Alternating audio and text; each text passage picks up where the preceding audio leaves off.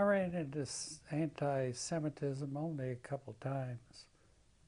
In Tallahassee, was a group of New Yorkers and some um, hillbillies from North Carolina, and we really got along well. There was another Jewish boy in there, and he wasn't the most, well, he was kind of a schlemiel, whatever. And anyway, this large Armenian kid called him a dirty Jew once, and I called the Armenian to go out. He'd have beat the hell out of me. I don't know what I was doing.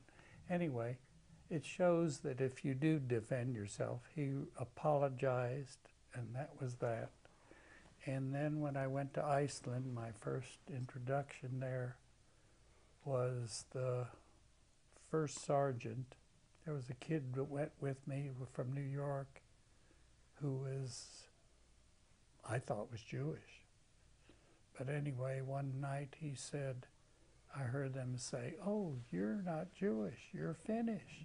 And I knew for sure he was going to say some derogatory remark. And I yelled, "No, he isn't, but I am." And that ended that. If you defend your station in life, that pretty much takes care of it.